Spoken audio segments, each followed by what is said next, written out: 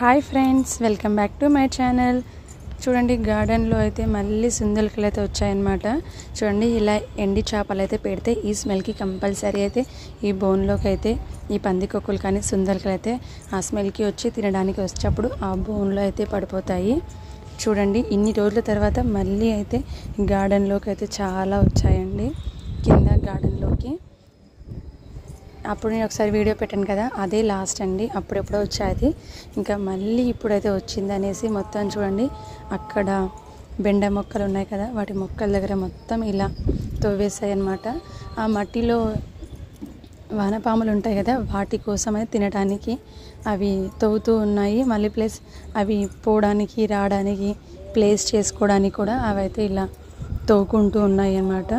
ఇంకా ఇవన్నీ మొక్కల మధ్యలో తవ్వేసరికి ఆ వేర్ల దగ్గర తవ్వుతుంటే ఆ వేర్లు అనేది బయటికి వెళ్ళేసి మొక్కలు చనిపోతున్నాయి.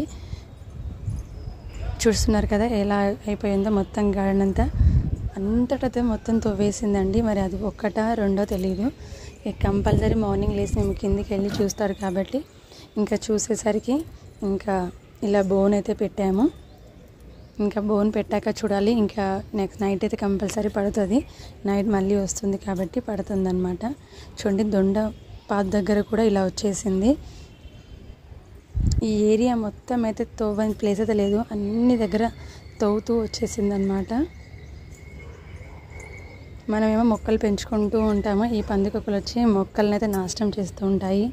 ఇక మొక్కలు పెంచుకోవాలన్నా కానీ చాలా ఇబ్బందిగానే ఉంటుంది, కానీ అయినా కానీ ఈ బోన్ పెట్టేస్తే చాలా బాగానే ఉంటుందండి. రావు, కానీ ఇది మళ్ళీ అయితే వచ్చింది. ఇంకా చూడండి, అన్ని వేర్లైతే బయటకు వచ్చేసాయి కదా, ఇంకా వీటిని అన్నిటిని ఇలా మొత్తం మట్టి అయితే కవర్ చేసేస్తున్నాను. హోల్స్ చేసాయి కాబట్టి వాటిని అన్నిటినీ కవర్ అయితే చేసేస్తున్నాను. ఇలా మొత్తం మట్టి కప్పేస్తే ఏంటంటే ఆ హోల్ అనేది క్లోజ్ చేస్తే ఇంకా మళ్ళీ రాకుండా ఉంటాయి, ప్లస్ ఆ మొక్కనే చనిపోకుండా ఉంటుందని ఇలా మొత్తం గట్టిగా అయితే పెట్టేస్తున్నాను అనమాట. చూడండి, ఇలా అయితే బోన్ పెట్టేసాము. ఇంకా నైట్ వరకు అయితే పడుతుంది, చూడాలి, మీకు చూపిస్తాను. ఆ వీడియో కూడా ఎంత పెద్దగా ఉందో కూడా చూపిస్తాను. ఇంకా ఇలా పెట్టేసి ఇది బొమ్మడి చేపలు అయితే పెట్టేశాను అనమాట. ఒక పీస్ పెట్టేశాను. ఇంకా నైట్ అయితే చూద్దాము అనేసి ఇంకా వెళ్ళిపోయామన్నమాట. చూడండి, పందికొక్క అయితే పడింది. చూస్తున్నారు కదా సౌండ్ ఎలా వస్తుందో. చూడండి, ఇది నెక్స్ట్ డే అయితే పడలేదండి, కంపల్సరీ 2 days అయితే అయిందండి. మేము పెట్టినాక 2 days తర్వాత అయితే పడింది. అంతమందికి వచ్చి వెళ్ళిపోయినట్టుంది. అందులో మనం చేప అయితే పెట్టాం కదా, ఆ ముక్క అయితే లేదు. మేబీ గుంజుకొని వెళ్ళిపోయేసరికి వెళ్ళిపోయినట్టుంది, లేకపోతే వర్షం కూడా తడిసి పడిపోయిందో తెలియదు. అందులో ఆ ముక్క లేదు కాబట్టేసి మళ్ళీ నెక్స్ట్ డే అయితే అది కనిపించిన తర్వాత వెళ్ళి చూశాడు. ఇంకా ఆ ముక్క లేదు అనేసి ఆ చేప ముక్కని మళ్ళీ అయితే పెట్టాడనమాట.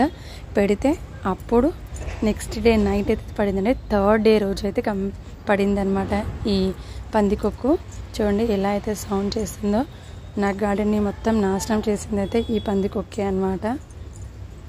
ఇంకా వీటిని డైరెక్ట్ మనం చంపలేము కాబట్టి అన్నంలో కొంచెం ఎలకల మందు కలిపేసి అలా వేసేసామనుకోండి, నెక్స్ట్ డే మార్నింగ్ వరకు చనిపోతుంది. ఇంకా అలానే చేస్తాము. దాన్ని పట్టుకొని తీసుకెళ్ళి ఇంకెక్కడ కరుస్తుందో తెలియదు కాబట్టి ఇలా అయితే చేస్తున్నాము.